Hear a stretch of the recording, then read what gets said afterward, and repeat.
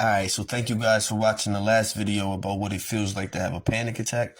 Now let's talk about what it feels like to have an anxiety attack. Some people would say they're the same thing, but from personal experiences, they're not. Panic attacks are more physically intense. Panic attacks are more physically painful. That's why people that have them typically think that they're having a heart attack when they have one.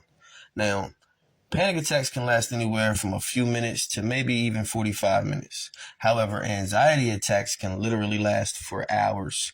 We're not talking about anxiety itself. We're just talking about anxiety attacks. Different people experience different symptoms, but this is just my own personal experiences. So I've cried uncontrollably during anxiety attacks. It's very emotionally draining. It's very mentally exhausting.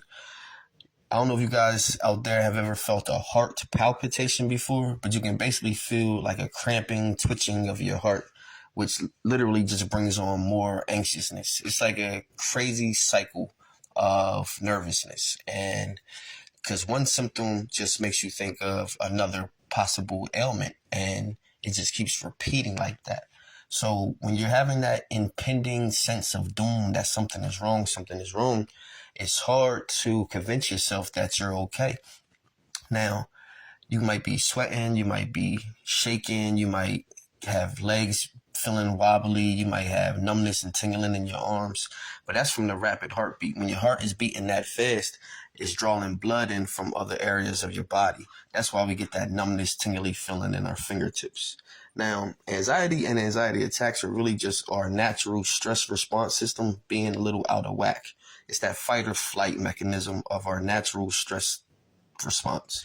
So that's why I recommend keeping a brown bag next to you, just in case you gotta do your breathing exercises. You can breathe in and out, in through the nose, out through the mouth. And I really recommend, if you don't have a mental health doctor, get one and talk to your primary care doctor too about ruling out certain ailments. If every time you have anxiety attacks, you feel like you're having a heart attack, or you might have a tumor, or you might have a blood clot, allow your doctor to rule those things out.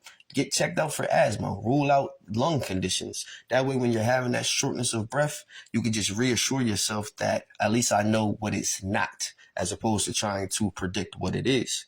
One thing I hate about anxiety itself is, just the mood swings and the irritability and how easily aggravated I can get. But when I'm having an anxiety attack, the last thing I want to hear is calm down or try not to think about it, because it's not that easy. You're talking about a uncontrollable sense of something is wrong, danger, danger, danger. Something is happening, and it's hard to turn that off at the click of a button.